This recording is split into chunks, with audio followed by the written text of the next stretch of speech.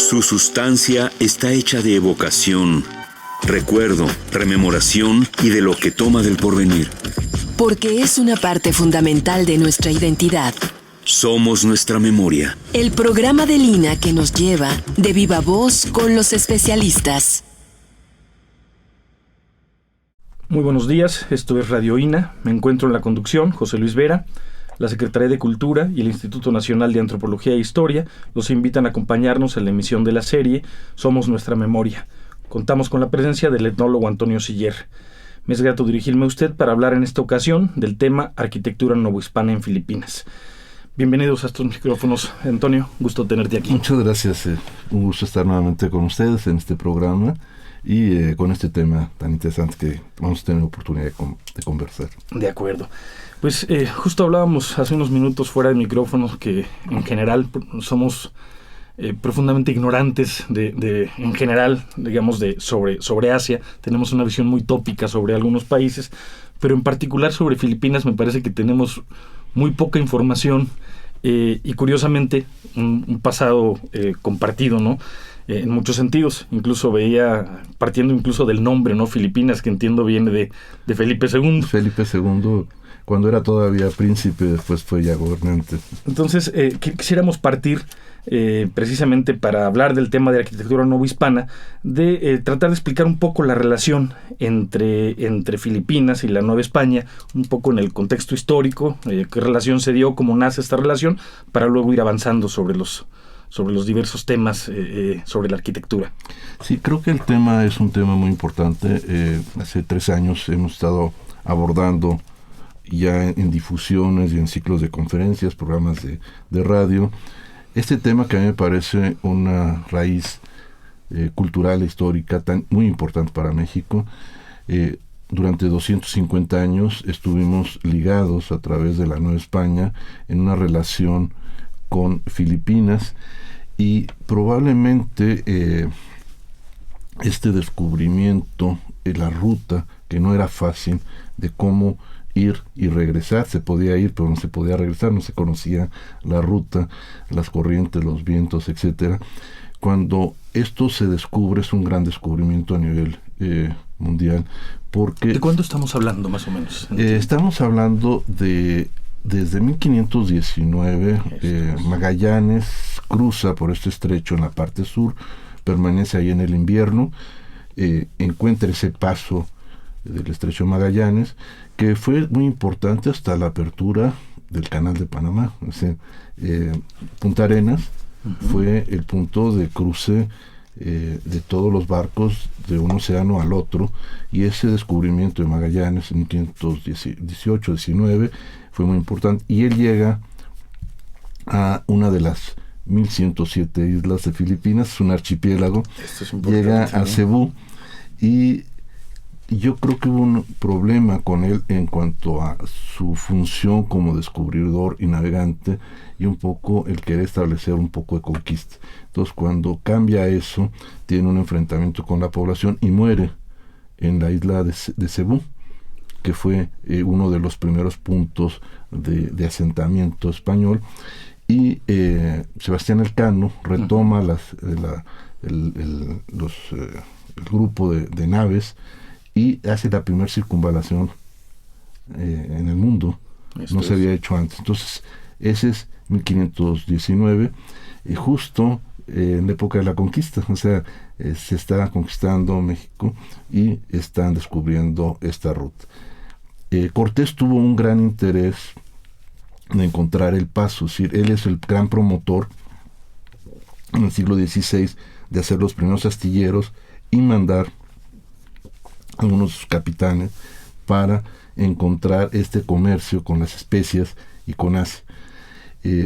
Se podía llegar y no se sabía cómo regresar, era muy difícil por las corrientes, los vientos, y es hasta 1564 en que de Manzanillo se parte Legazpi y Urdaneta, Agustino, y logran llegar a Filipinas.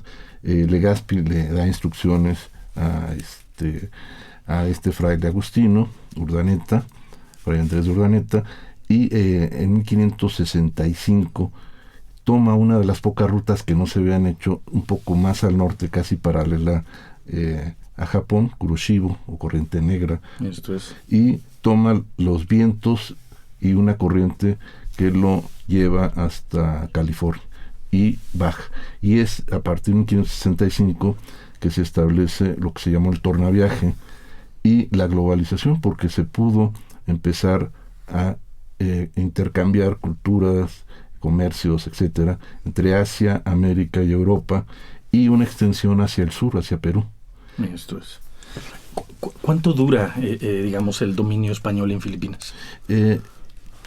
Con esta empresa, el Tratado de Tordesillas reparte el mundo. Claro. Y el punto fronterizo, la frontera occidental, es Filipinas. Y además Filipinas, si uno revisa, tiene una posición estratégica, es decir, es un punto de frontera en el mar, en donde puede, sin entrar a los territorios que le correspondían a Portugal y que era difícil navegar o entrar o comerciar, tener todo lo que hay en el otro lugar a través de los chinos. O sea, son los chinos los que llevan los productos de Asia, de China, de Malasia, de la India, y se establecen además con talleres y con mercados en Filipinas, y ese punto fronterizo es el que establece esa frontera del tratado en su otro extremo, y es el intercambio de productos que se hacen con este proyecto de embarcaciones, los galeones conocidos en México como nado de China, pues el galeón de Manila, el galeón de Acapulco, el galeón de La Plata, ha recibido muchos nombres, y se establece ese comercio global, es decir, productos que de allá llegan a América, a México, y luego se van a España, y de España vienen aquí y se llevan a Filipinas. Entonces hay una globalización en ese momento, en 1565, que no se había tenido. Es decir, en otros momentos de la historia pues se comercia con ciertas áreas, pero no se tiene esa concepción global, y es a partir de ese momento en la que México está en el centro. Más ahora con todo esto que sucede, pues México tiene una liga estratégico. Tiene una liga histórica de 250 años. Esto duró hasta 1815, con la independencia se rompe ese proyecto del galeón y se abre al libre comercio. Oye, en ese sentido, y antes de empezar a hablar de arquitectura, pues en estos vínculos comunes, en este comercio entre Filipinas y Nueva España, ¿qué nos traen? ¿Qué se llevan? Nos llega todas las especias que no conocíamos y que se fusionan con nuestros platillos tradicionales, que sin esas especies no tendrían esa gastronomía, esa cualidad. Uh-huh. Y ellos también se enriquecen con cosas que se mandaron. Comentábamos que, por ejemplo, la piña se les lleva y se vuelven locos. La piña la transforman hasta en textiles, las fibras, y hacen hasta unas camisas muy elegantes. Su guayabera es una guayabera hecha de fibra de piña, y se llama varón tagalo. Uh-huh. Y es lo más elegante que hay para vestir. Es una especie de filipina, como nosotros les decimos. Exactamente. Los camotes se empiezan a sembrar allá. Hay una isla frente a Cebú que se llama Los Camotes, es decir, entonces se lleva el cacahuate, la papaya, el maíz, que no se desarrolla tanto, y se llevan muchas de las cosas americanas y que se empiezan a producir ahí. Y ellos nos envían muchos productos que los vemos todos los días. Por ejemplo, los mangos de Manila, les llamamos el tamarindo, muchas tradiciones que sí no son mexicanas, las peleas de gallos vienen de allá. Esta bebida que se hace en la costa de México, la tuba, es una bebida filipina. Wow. Tenemos una cantidad muy muy grande de productos que se envían y se intercambian, pero además en el arte.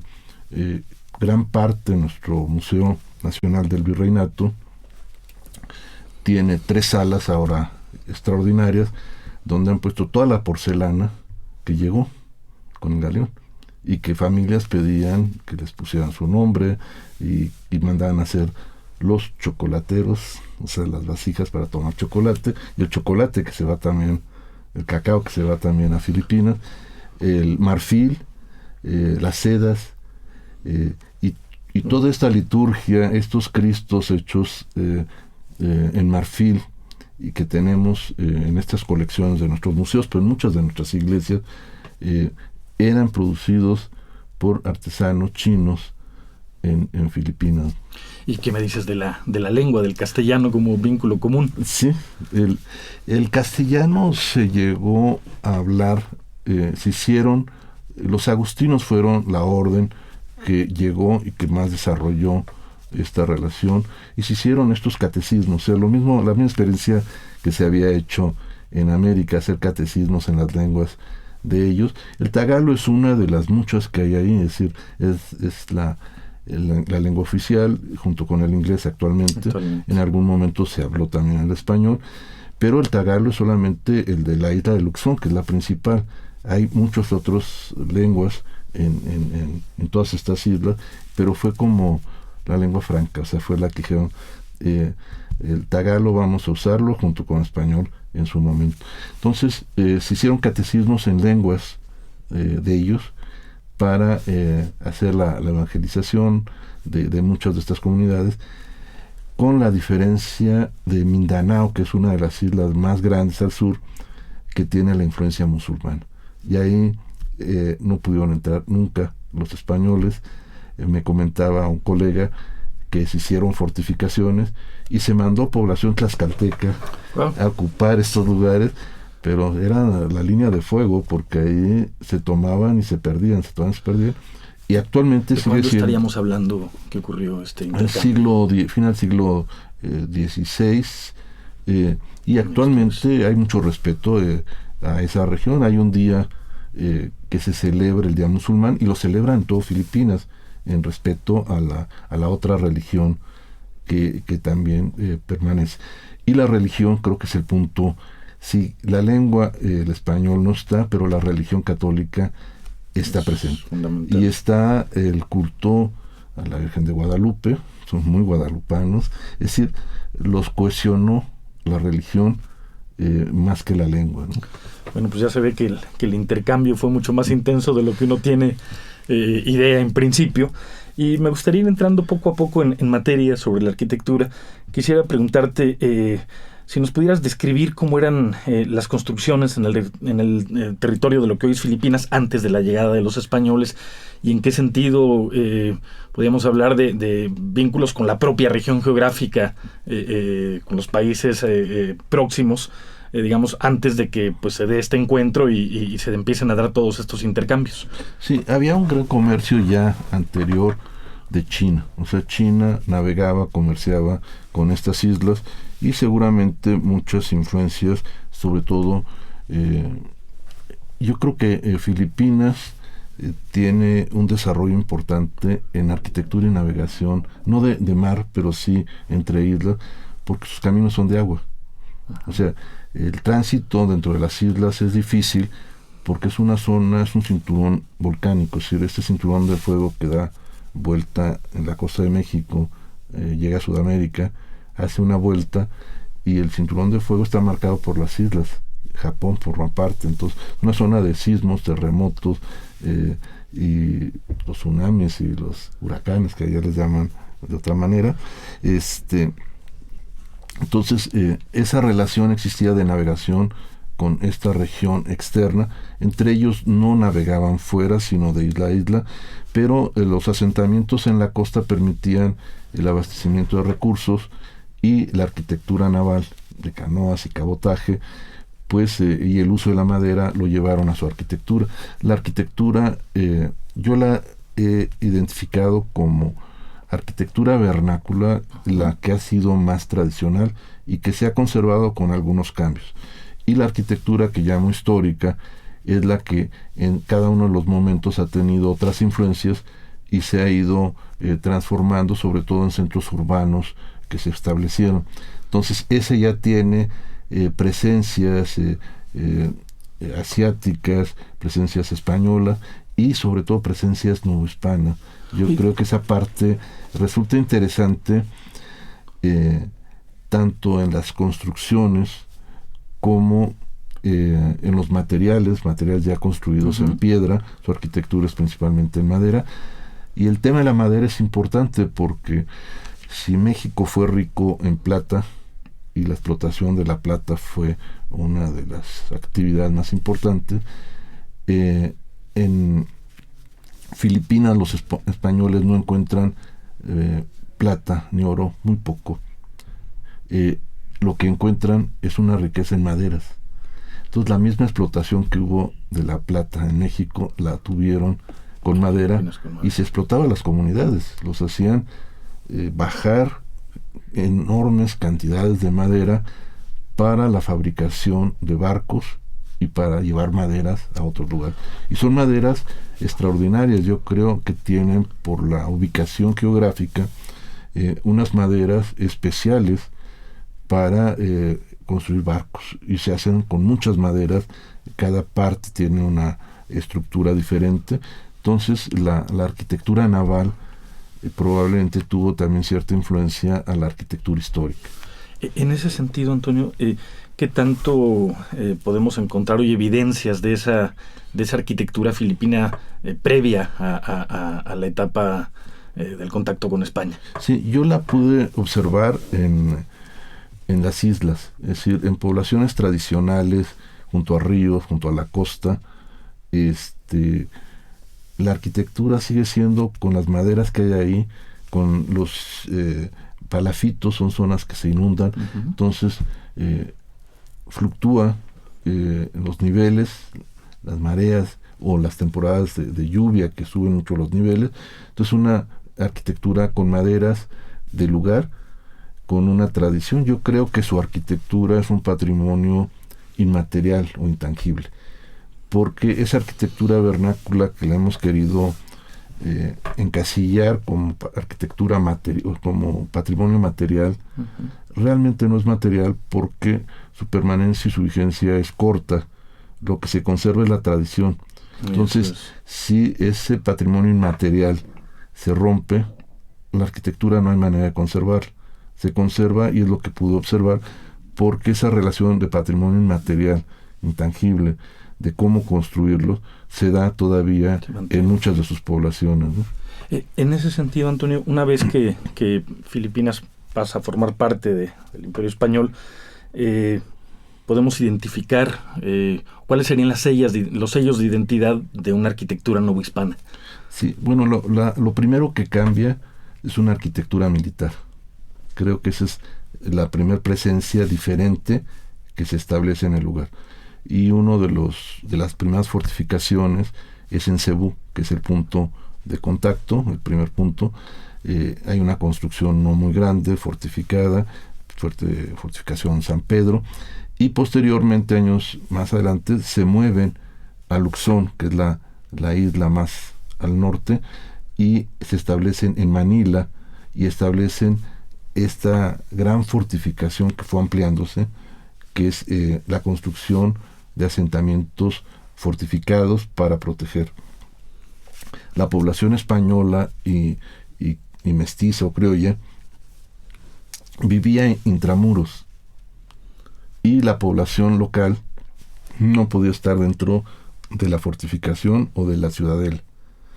Inclusive la población china estuvo limitada y llegaba a rebasar, llegaba a cada barco con cargamentos, pero con población, y entonces no podían controlar eso, y había un gran temor de que hubiera una rebelión de toda esta población, que era mucho mayor que la propia población española, criolla o mestiza, y no podían permanecer en la ciudad, tenían que salir de la ciudad fortificada, y se establecieron los angleis, que son las poblaciones circundantes a la ciudad de barrios chinos, y se establece el parián, que ese parián nos llega como palabra, es decir, claro. el parián que uno encuentra todavía cuando va uno a Puebla, hay un mercado que se llama el parián, es una palabra tagala Mira. del Tagalo. Lo tuvimos, el más importante estuvo en la Ciudad de México, casi ocupaba un cuadrante de la Plaza Mayor. Se tuvo en Guadalajara. En muchas sedes había un parián donde se intercambiaban productos que venían ultramarinos, o sea, de otras regiones, pero de Filipinas. Y en Manila hubo alrededor de 9 asentamientos diferentes porque eran cambiados, y siempre afuera de la ciudadela. Comentabas que buena parte de los materiales que explotaban eran maderas. La arquitectura novohispana, o digamos la arquitectura filipina en esta etapa, ¿sigue recurriendo a la madera como elemento central? Sí, es interesante. De esta arquitectura militar se pasa casi a la par una arquitectura religiosa, y entonces los agustinos en nuevas congregaciones que hacen, construyen iglesias monumentales en piedra, con cubiertas en madera. Además es una zona sísmica. Uh-huh. Entonces la construcción que encontramos en piedra es masiva, un poco como Oaxaca, que vemos que es baja, pesada, ancha. Es igual porque es una zona sísmica, altamente sísmica. Y estas construcciones religiosas, las torres son exentas al edificio para evitar el que trabajen juntas y se colapsen. Y a partir de este momento ya hay arquitectura en piedra, madera, y es la etapa de la arquitectura religiosa que se establece, y la arquitectura civil va a tener una importancia y una fusión. Se van a introducir algunos modelos españoles, inclusive palabras, el patio, sotehuela, zaguán, se siguen usando en la forma de hacer las casas, y de alguna manera funcionan también como la Ciudad de México, que había este sistema de taza y plato, donde el accesorio estaba abajo y la casa real o el palacio arriba, y había un entresuelo donde vivía el que trabajaba el taller. Entonces estas casas en ciudades como Manila, la parte de abajo se rentaba para comercio, había un accesorio donde se podía dormir y trabajar, y en la parte de arriba había un entresuelo donde había una zona de descanso para el que subía al tercer piso, y el último piso es la casa de Manila hecha en madera. O sea, la parte de abajo es en piedra y la parte de arriba es en madera, con teja de barro y con todo un sistema de circulación de aire. Entonces eso permite una adecuación bioclimática. Claro. Protegen de asoleamientos, pero ese tercer piso pues siempre está ventilado, siempre corre aire, y las casas pues son casas ventiladoras. O sea, siempre hay privacidad con celosías que se hacían. Curiosamente, con una concha se hacía una especie de tragaluz vertical. Uh-huh. Y entonces cerraba el sol, se abría y circulaba el aire. Entonces esa distribución en el último piso era la estancia, era lo que en la Ciudad de México se llamaba la planta real. Uh-huh. La planta de habitación es en el último piso, y esta ya tiene influencias de distintas regiones, sobre todo de españolas, de la Nueva España también, y las tradiciones. O sea, en la arquitectura religiosa nuestra presencia novohispana pues está con la Virgen de Guadalupe. Ese es un tema central. Uh-huh. Las fiestas, las posadas, es decir, todas las festividades tradicionales se llevan, y me sorprendió la presencia de un Cristo Negro. También. Así como tenemos en rutas de comercio, en las costas, sobre todo rutas comerciales, iglesias que coinciden la fiesta del Cristo con la feria. Tenemos afuera de Manila, en la periferia, un barrio y una iglesia dedicada a un Cristo Negro. Oye, Antonio, ¿aún hoy se conservan, digamos, estas primeras edificaciones de arquitectura novohispana? Sí, a pesar de... ¿Cuáles serían las principales? Sí, la UNESCO ha declarado varias arquitecturas y varios patrimonios culturales. Uno que a mí me pareció extraordinario es en la zona norte de Luxón, que se llama las Cordilleras. Son los Ifugaos, son los grupos que están ahí, y son las primeras terrazas de arroz en acantilados. Entonces son estos sistemas hidráulicos de tierra y piedra y después de piedra que permiten retener el agua y canalizarla y utilizarlas para sembrar. Es decir, en pendientes totalmente inclinadas se hacen terrazas elevadas, campos elevados para el cultivo del arroz, y esa es una arquitectura reconocida por la UNESCO como un sitio de patrimonio de la humanidad. Estas terrazas de arroz que existen en todo Asia, no solamente ahí. La otra inscripción son sus iglesias, son 3 de ellas, San Agustín en Manila, de Intramuros, y 2 poblaciones más con una arquitectura extraordinaria, monumental, que están incluidas, además de patrimonio natural, de sus arrecifes y de otras cosas que tienen, ¿no? Esto es. ¿Podríamos destacar nombres de algunos arquitectos fundamentales en esta etapa? Es curioso porque los arquitectos son los frailes. Nos pasó casi una segunda la historia como la que sucede en México. Estos frailes son los que con constructores de allá hacen las obras, las van modificando, y la presencia ya de arquitectos ya es muy tardía, y esas ciudades como Manila, es decir, ya no se mueven al interior porque los caminos eran casi imposibles de poder llegar.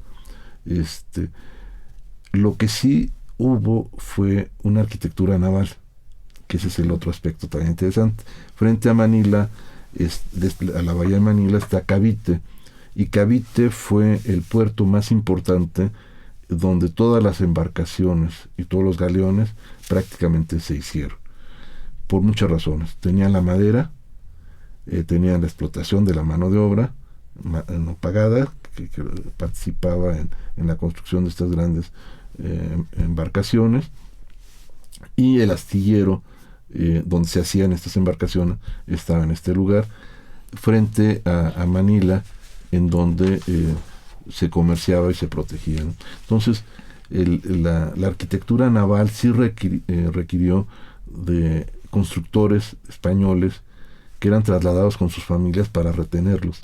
Yeah. Entonces, tenían más interés que hacer arquitectura civil o religiosa o militar, aunque hubo algunos tratados que se llevaron, en la arquitectura naval, que sí se requería. El galeón es la primera nave mercante de esa dimensión en el mundo, es decir, no la inventan y la desarrollan ahí. No había barcos tan grandes, de gran calado, como los que se hicieron en este lugar, Cavite. Entonces ahí se hacía arquitectura naval. Nos has hablado de una arquitectura naval, de una arquitectura militar, de una arquitectura religiosa. En algún momento hablaste también de una especie de algo que podríamos llamar una arquitectura más vinculada con la vida en el campo, pues. Sí. ¿Habría un elemento común, digamos, a todas estas manifestaciones arquitectónicas, más allá de los materiales? Yo creo que hay un elemento común, que es la adecuación al medio físico, el clima, ventilación, asoleamiento, sismicidad, huracanes, que tienen que considerarlo para que eso no se caiga de un año a otro. El uso de los materiales locales, la mano de obra, el diseño de algunas ciudades que se hacen ya con retículas y se hacen los asentamientos, son ciudades que tienen una gran actividad comercial. Vigan es una ciudad que declarada patrimonio como ciudad histórica, y tiene una gran influencia asiática por el comercio que se tenía con China en este lugar. Entonces hay una traza ya española de la plaza, el cabildo, la iglesia, el urbanismo en algunas ciudades, y otras intramuros en ciudades como Manila, ciudades fortificadas, que pudieron resistir prácticamente hasta 1815, que se sale, se termina ese control del galeón, y Hay una gran destrucción, es otro tema como ya para el final del colapso de esta arquitectura, que es la Segunda Guerra Mundial. Estaba revisando en algunos trabajos que las ciudades más destruidas del mundo fueron Polonia, en Europa, las de Japón, Hiroshima, Nagasaki, y la ciudad de Manila prácticamente desapareció por bombardeos. O sea, si uno ve fotografías después de la ocupación japonesa y de la ciudad, se conservaron destruidas las murallas, un poco San Agustín, pero ve uno, así como esas fotografías que se ven de Polonia, devastación. Es devastación total. Entonces se ha reconstruido la traza, y los lugares se han marcado donde había conventos, hospitales de distintas órdenes, franciscanos, agustinos, dominicos, pero esa gran ciudad que está declarada Patrimonio de la Humanidad, como es Manila, se destruyó, reconstruida en el siglo pasado, ¿no? Esto es, quisiera recordarle a nuestros oyentes que estamos conversando con Antonio Siller sobre la arquitectura novohispana en Filipinas. Hablaste hace un rato de la importancia de la religión católica, ¿no? Como vínculo, además, la importancia del guadalupanismo en Filipinas. Y me gustaría que nos hablaras un poco sobre la construcción de iglesias y conventos, cuáles fueron las primeras y cuáles son sus características fundamentales. Sí, la sede de los agustinos fue Manila, y se movieron en muchas de estas islas para hacer estas congregaciones, en algunas con arquitectura más simple en madera, y algunas grandes construcciones que son las que han sido declaradas patrimonio, construidas con la idea y el programa arquitectónico cercano a lo que tuvimos acá. Hay un gran atrio, el templo, un claustro muy pequeño, a veces exento. El emplazamiento de algunas de ellas es muy interesante porque corresponde a asentamientos donde ya había población, es decir, puntos estratégicos es a donde concentran a población que tenía una ocupación más dispersa en el territorio, sobre todo en las montañas. La topografía en Filipinas es interesante. Uno pensaría que es una isla plana, pero es una isla de montaña, porque son islas volcánicas. Entonces, pasar de un lugar a otro por tierra es casi imposible. Entonces, la arquitectura se va a concentrar más en lugares donde el acceso es por mar o entradas por río.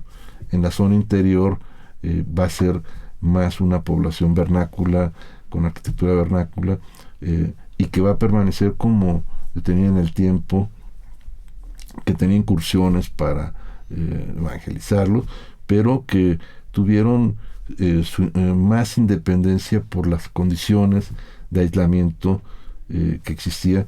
Sería como la Sierra Gorda acá en México, donde hasta el siglo XVIII se hace la conquista militar, no dura mucho, y las condiciones de aislamiento y montaña pues hace que esa población se regrese a sus zonas de refugio, zonas de protección. Entonces vamos a tenerla más la arquitectura desarrollada más en las zonas de las costas.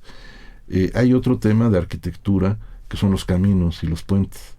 Entonces se desarrolla también ciertos caminos en las costas y puentes para poder comunicar por tierra.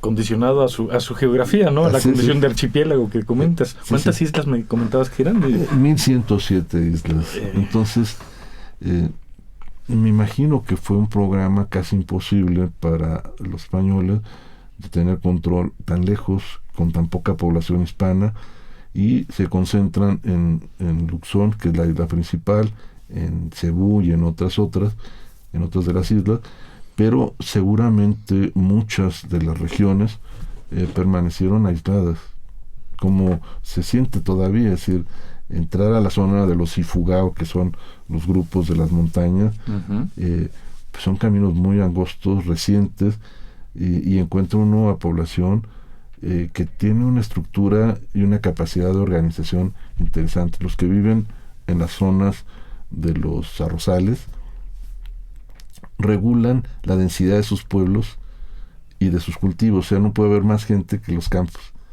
Cuando lo rebasan se tienen que ir a otra parte.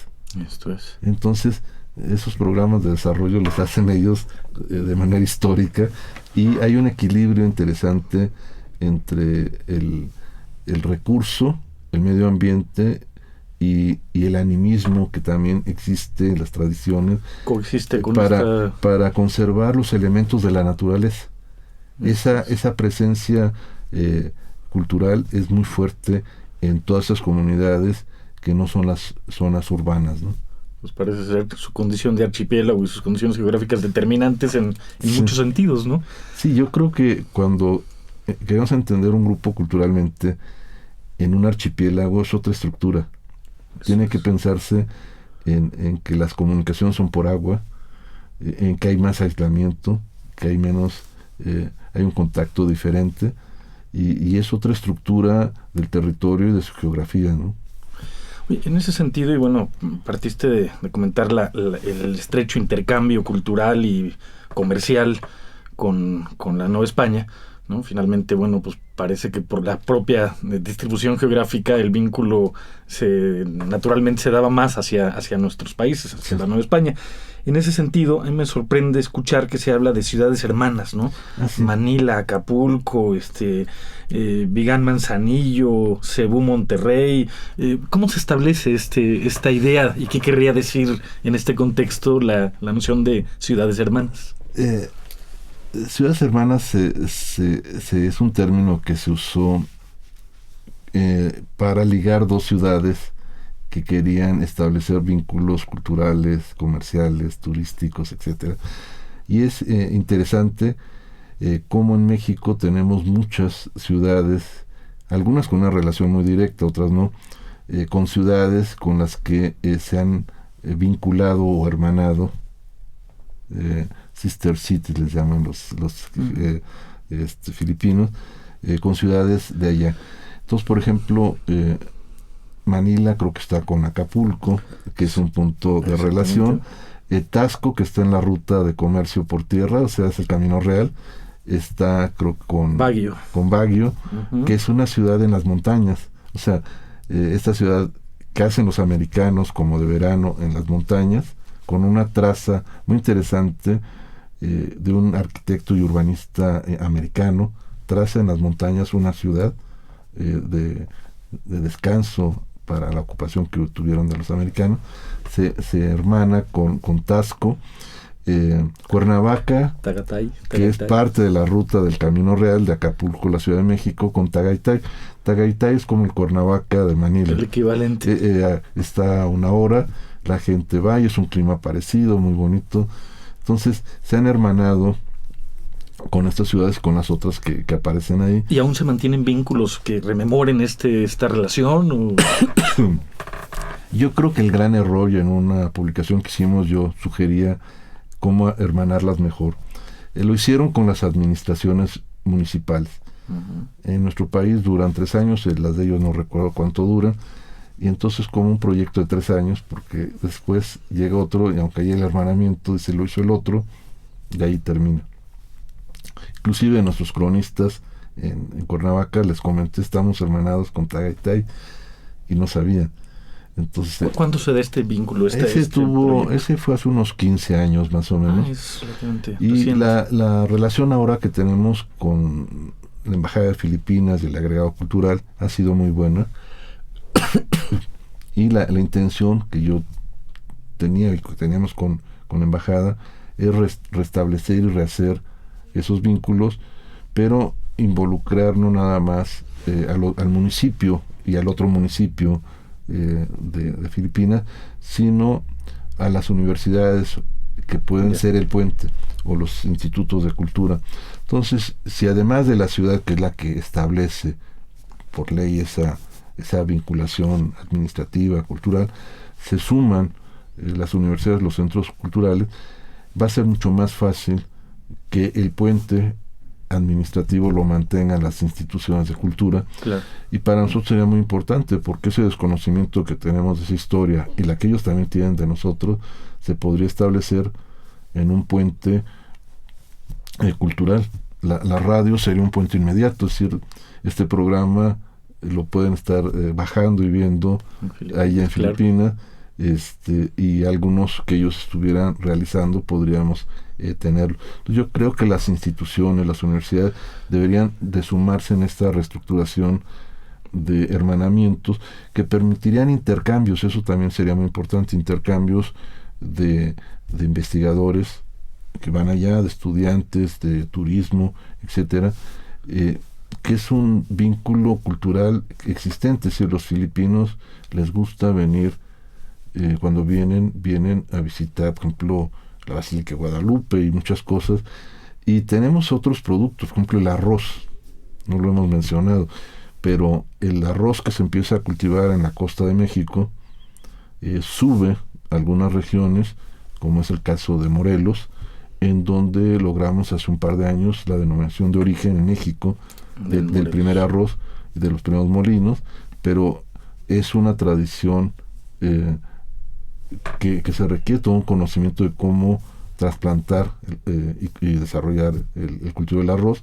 Entonces, México tiene en Jojutla, en Zacatepec, el germoplasma más importante de arroz en México y probablemente Latinoamérica, me decía uno de sus investigadores. Y la sede en Filipinas es una de las más importantes de Asia. Entonces, a nivel científico, ya a ese punto podría establecerse una relación importante, ¿no? Claro. Me gustaría que, hace un rato lo mencionaste, ¿no? La presencia de parianes en México, en Morelia, en Puebla. De alguna forma lo que nos has venido comentando es cómo se ha dado este intercambio y cómo el intercambio ha sido mutuo. En ese sentido, me gustaría si pudieras ampliar un poco la idea de la influencia de la arquitectura filipina en la propia arquitectura de la Nueva España en un primer momento, y porque tenemos todavía muchas evidencias. Sí, hay unos planos antiguos del Parián, uno de los 9 que se hicieron en Manila, y es un mercado perfectamente estructurado, o sea, el de allá. Tiene una serie de calles interiores que son como las calles comerciales. Está todo cerrado, sin intramuros. Tiene sus calles. Tiene los comercios abajo donde se venden las cosas. La habitación de los que venden está arriba. Uh-huh. Tiene pozos de agua, tiene letrinas, tiene una capilla.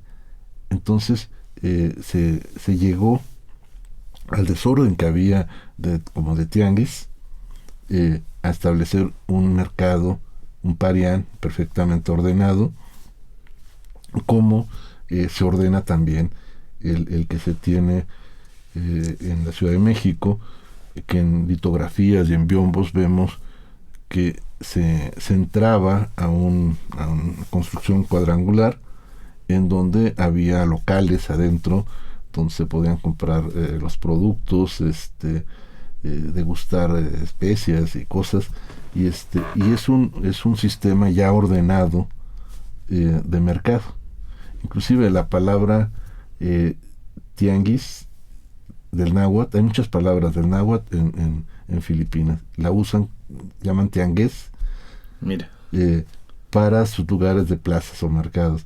Entonces esa presencia de uno y otro está vinculada en esas tradiciones, a veces no todo en material, sino en inmaterial. Es decir, muchas tradiciones y costumbres están permanentes, y el hecho de que estén vivas es que tienen cierta continuidad. Claro. No se han roto, ¿no? Claro.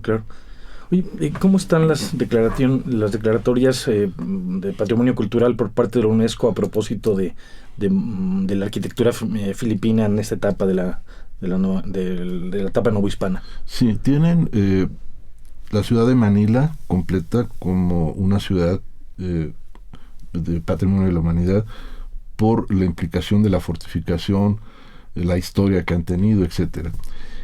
Tienen como ciudad histórica también la ciudad de Vigan, que es una ciudad muy bonita, trazada, una población pequeña, y luego como edificios aislados tienen 3 construcciones monumentales, 2 en piedra y una en ladrillo, hecha como la arquitectura de San Cristóbal de las Casas, toda esa región Chiapa de Corzo que se hacía con ladrillo. Seguramente había más arcillas que piedra, y los agustinos que estuvieron ahí la hacen en estos materiales. Son las que tienen, y tienen además las de patrimonio natural. La intención que tenemos, un grupo de miembros del ICOMOS, Consejo Internacional de Monumentos y Sitios, del cual pertenezco y coordino el Comité Científico de Itinerarios Culturales, que es una categoría muy interesante porque plantea por primera vez que el patrimonio es territorio, y entonces se rompe la escala del objeto o de la ciudad, y entonces los préstamos culturales, los movimientos, se entienden más de manera global, como la ruta de la seda, la ruta de los esclavos. Entonces, nos parece muy interesante e importante que esta ruta de navegación que unió siglo XVI, XVII y XVIII, y mantuvo un intercambio permanente y flujo de personas, pudiera ser estudiada, documentada por varios países. Podría estar perfectamente, sería una declaratoria multinacional, claro, en donde podría estar España, donde hay gran interés, Filipinas, México y Sudamérica, sobre todo Perú. Entonces podríamos estar trabajando las rutas de navegación, los astilleros, los puntos de embarque, es decir, los caminos de tierra, porque esta ruta combina caminos de mar, de agua, y luego rutas en las que se tenía que cruzar por tierra, es decir, el camino real Acapulco, México, Veracruz era muy importante. Y la administración y la economía para abastecer a las flotas, por ejemplo, se tenía que viajar durante 3 meses más o menos a Filipinas, y el regreso 6-7 meses. Y el abastecimiento de carne salada, de productos que pudieran conservarse lo mejor posible, muchos de ellos eran, por ejemplo, producidos en Puebla, en la región de Puebla-Tisco, sobre todo una región donde se cultiva trigo. Entonces, y los molinos producían una cosa que se llamaba el bizcocho marinero, o la galleta marinera, que era una especie de pan duro con mucha sal que se podía mantener como piedra, y se llevaba en los barcos para resistir sin que se echara a perder, aunque se terminaban echando a perder. Entonces la producción de esta región pues tenía un mercado ya cautivo, que era sí, la ubicación estratégica de esta región, Puebla-Tlisco, pues podía vender esta galleta marinera o bizcocho marinero para las embarcaciones que salían de Veracruz a España, o venderla a Acapulco para abastecer las embarcaciones. Entonces las economías y los caminos de esta situación, de esta ruta, pues tuvo una gran importancia. Es decir, no nada más el hecho de una arquitectura en un lugar, sino toda la infraestructura y lo que generaba ese comercio y esas actividades. Y en ese mismo sentido de intercambios, algo de la tradición en la construcción de barcos es adoptado, digamos, de este lado. No, porque los barcos se hacían prácticamente allá. Eso es. Hay los primeros astilleros que hace Cortés en las costas, resultaban muy costosos, el traslado de maderas, etcétera, mientras que allá había una gran abundancia de maderas, una mano de obra. Entonces pues se maquilaban allá y se traían se llegó a desarrollar, por ejemplo, San Blas, que era punto que tocaba la ruta del Galeón, embarcación y astilleros de cabotaje, los que van en la costa, pero no de gran calado, que eran los que llegaban. Y los barcos estos, después de 7 meses golpeados por el mar y la tormenta, pues tenían que reparar, si el único lugar era llegar a San Blas, a que fueran reparados en esos astilleros y continuar para llegar a Acapulco. Entonces San Blas fue un lugar donde se reparaban embarcaciones o se hacían, pero era muy inhóspito la estancia. Todavía uno cuando va a San Blas, que estaban unos días y después se cambia porque es zona de pantanos, hay muchos zancudos, calor. Entonces era curioso porque los capitanes les permitían estar tierra adentro en mejor condición, y solo cuando iban a zarpar bajaban y salían, y a la población que estaba en San Blas pues prácticamente la tenían retenida en una zona pues insalubre. Si recordemos, Acapulco se hacía población cuando estaba la feria, que era otro tema con el galeón, y después era abandonado. O sea, no había más que el fuerte de San Diego, ¿no? Esto es, en el mismo sentido, ¿hubo algunos materiales constructivos de la arquitectura novohispana filipina que fueran llevadas desde aquí? No, la madera la usaban allá, la piedra se llevaba, al parecer, que es una línea de investigación que estoy haciendo, se llevaba población tlaxcalteca, canteros. Ajá. Entonces se llevaba a gente que ayudara a la talla de portadas, y hay muchas iglesias muy parecidas a las de la región de Puebla, Tlaxcala, que probablemente son estos tlaxcaltecas que fueron y que tenían una gran habilidad para la talla en piedra, que no había esa tradición en Filipinas. Seguramente estos grandes talladores de piedra fueron estos migrantes mexicanos que seguramente participan en la manufactura de esculturas y portadas de muchas de las iglesias. Dime una cosa, hemos estado hablando de intercambio de tradiciones, de cultura, de materia prima natural, en fin, pero hablamos también de intercambio de gente. Hubo población mexicana. ¿Hubo algún seguimiento respecto de qué pasó? ¿Regresaron? ¿Iban solo a laborar una cierta temporada? ¿Regresaban? ¿Qué pasa con ellos? Yo creo que esta población migrante, como la diáspora de Tlaxcala para Santa Fe, o sea, este camino de tierra adentro, se hace con una población de 500 familias tlaxcaltecas que llegan a la Ciudad de México y se llevan al norte y se hacen los presidios, las fundaciones, San Luis, Saltillo, hasta Santa Fe, Nuevo México, y iban con la idea de que se iban a quedar allá. Yo pienso que esta otra población que se llevó se quedaba allá, y alguno que otro regresaba. Yo le di seguimiento a un tema que me pareció interesante, que se llama, más bien, un tamal que encuentras en una de las regiones de Tlaxcala, hecho con arroz y con hoja de plátano.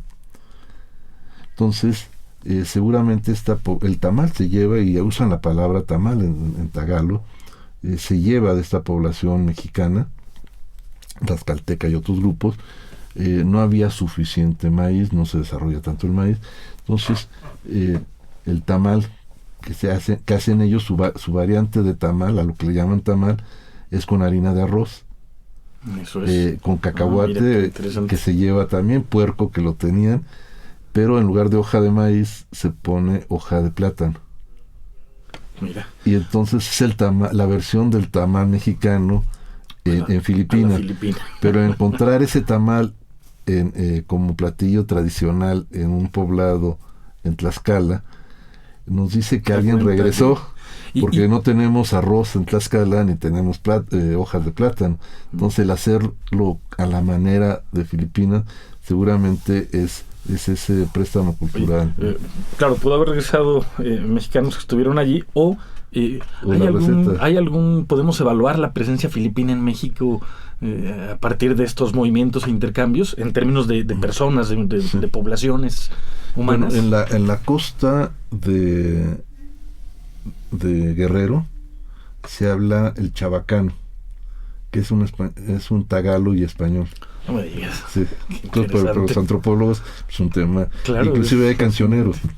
Me decía un amigo que trabaja en Acapulco que hay grupos que cantan Entonces yo creo que es un trabajo etnográfico, etnológico interesantísimo, Claro. de recoger gastronomía.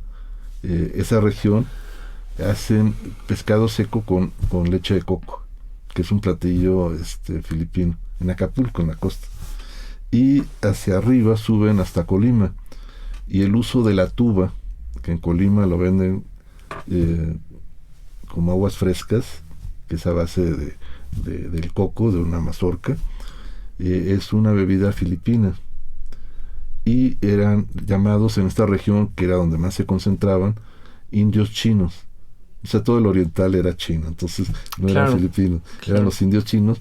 Entonces toda la costa esta del Pacífico tuvo población filipina, que seguramente se quedaron, abandonaron el barco, etcétera, Claro. y esa presencia la tenemos con el uso de las palmeras, que también las traen y cultivan, traen de Filipinas, y algunas palabras, por ejemplo, palapa es una palabra tagala. También. ¿Sí? Bueno, ya se ve que los vínculos van más allá de lo que hoy por hoy consideramos que es el vínculo, que es el boxeo y la presencia Sí, de algunos boxeadores filipinos como Pacquiao. Ese es interesante porque los mexicanos dicen Filipinas y dicen Pacquiao. Claro. Y en Filipinas están al tanto de Márquez. Ya. Claro, Entonces, pues, en fin, el tema inevitable. que nos une al boxeo, a veces yo platicaba y se terminaba la plática cuando decía Márquez, porque fue el único que le ganó a Pacquiao. Claro. Entonces, pero pensaríamos que Filipinas son boxeadores y son más que eso. No, ya lo has mostrado hoy, el vínculo es intenso y además... Rizal, que es el héroe nacional, estudia medicina en España, y él hablaba español en Filipinas, y su poesía era en español. Entonces, bueno.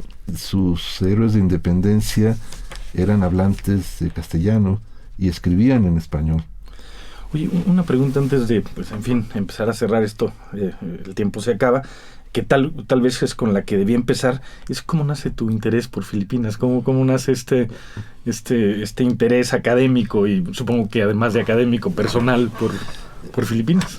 Es curioso porque mis hijas estudian aquí en la Ciudad de México, en Tlalpan, se hospedan en Tlalpan, y la persona que nos facilitó un hospedaje ahí es una señora filipina, señora Clay. Y